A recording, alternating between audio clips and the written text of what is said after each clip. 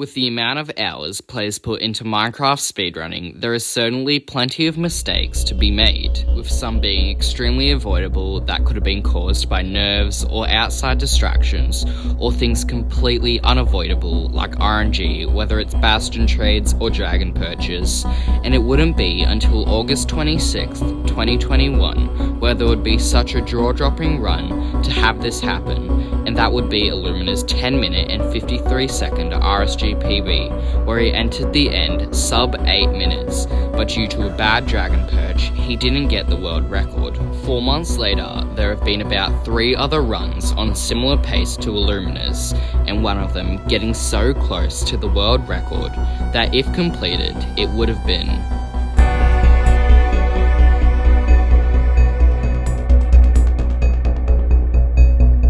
Who is the runner that I'm referring to that got this run so close to beating the RSG world record? Silverr, a runner who's been in the community for a long while now, holding a former world record in pre-1.9 RSG of 22 minutes and 42 seconds, and 1.16 RSG PB of 15 minutes and 25 seconds, which at the time of obtaining 9 months ago, it was a super great time, and along with those, he's a super great player with high skills and great mechanics, and has from the very beginning obtaining a sub 30 1.7 RSG just a few weeks after starting speedrunning. And with that, I'm gonna get into possibly the closest run ever to getting the 1.16 RSG world record. While Silverr is doing some RSG attempts, he's resetting a ton of seeds and quickly spots something that catches his eye. He loads up that instance of Minecraft and checks out the seed, a lava pool with a nearby village containing a blacksmith. Perfect start to the run.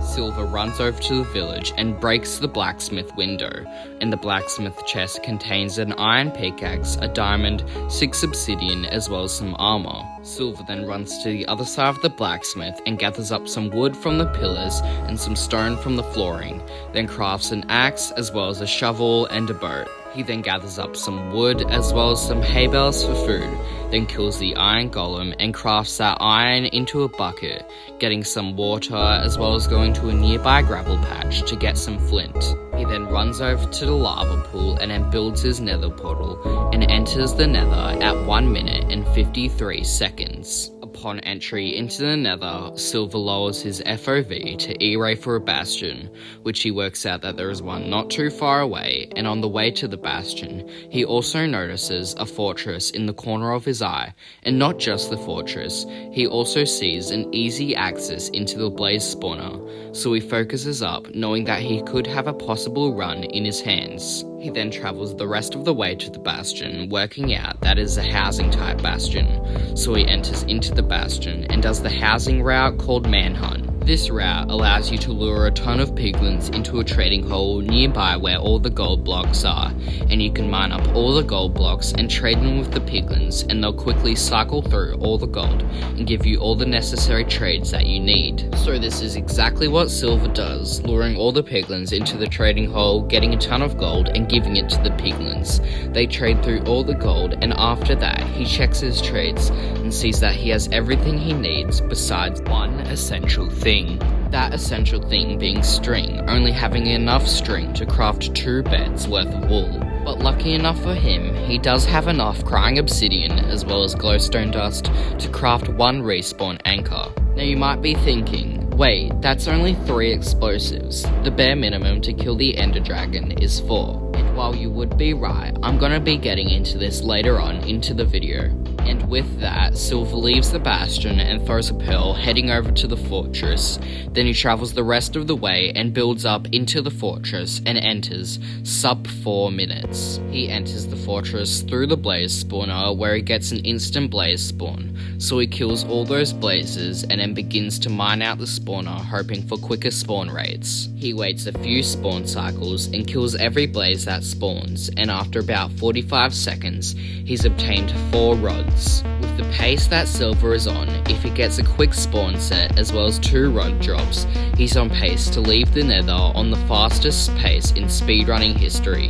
So he throws a pearl off to the direction he will build his blind travel portal portal and lowers his render distance before the pearl lands, sending that pearl into unloaded chunks, setting up a pearl hang, so once he increases his render, it will load back in and the pearl will teleport him to where it lands. He quickly gets a spawn cycle, but unfortunately no blaze rods drop, but quickly after getting a second shot with 4 blazers spawning right after killing the last set, getting the last 2 rods he needs to enter into the end, increasing his render and teleporting him to where the pearl landed, and with him being barely in the Stronghold ring, he hopes for the best and builds his blind travel portal, lighting it and entering back through to the Overworld, securing him with a sub-6 blind travel time. After entering back through to the Overworld, Silverr spawns very low in the ground, but luckily enough, it's in an ocean, so he doesn't need to mine many blocks to make it out of the cave. Once he reaches the floor of the ocean, he throws an Eye of Ender and follows that direction,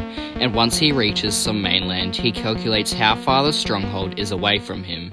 What the fuck is that guy doing? Negative 10.8. Holy shit. Alright, well, you're answering at 3 explosives. With the Stronghold being so close, Silverr threw a small pearl throw and already passed the Stronghold. So he runs back and digs down in a nearby chunk at the 4-4 block of the chunk and digs into the Stronghold. He proceeds to navigate around the Stronghold in attempt to find the portal room so he can enter into the end, and maybe along the way finding a library so he can get string for 1 or 2 more explosives. After searching for a few more seconds, he ends up finding the portal room of the Stronghold, filling in the Eyes of Ender into the end portal frames and entering into the end at 8 minutes and 2 seconds.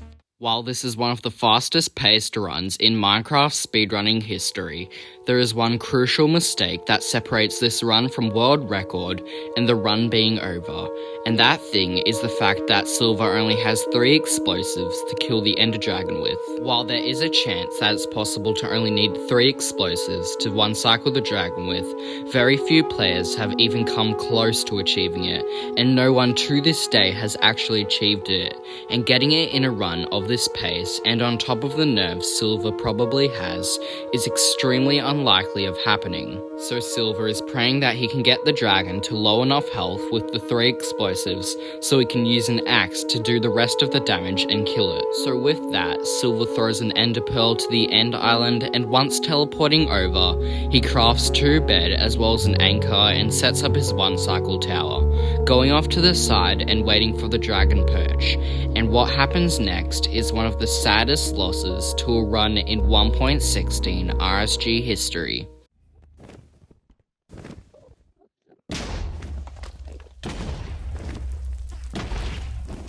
Good try, dude. There's nothing you can do.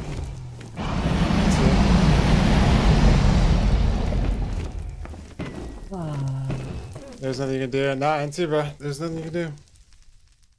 After going through the entire run, start to finish, with crazy nerves from the very beginning, Silverr just kept pushing himself through the run with many risky plays, some benefiting, some costing him the run, and with very few flaws throughout the entire thing, it unfortunately had to die to one minor mistake, and if he waited the tiniest bit longer to get some string, it may have costed him the world record, but it still would have given him a sub 10, and if not, a great time nonetheless. Getting on a run like this is crazy enough by itself, but playing it as well as Silverr did and getting so close to completing it on top of that almost never happens. And while Silverr didn't finish the run, I still want to say congratulations for coming so close to the record.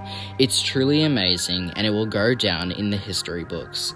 But that's where I'm gonna have to end it for this video. As always, if you haven't already, go subscribe to Silverr. The link of his channel will be in the description, and I really recommend you go checking him out, as he's a fantastic speedrunner with super high skills and great mechanics. And while you're at it, could you please do me a favor and consider subscribing? And if you don't want to subscribe but still enjoyed, I'll settle for a like.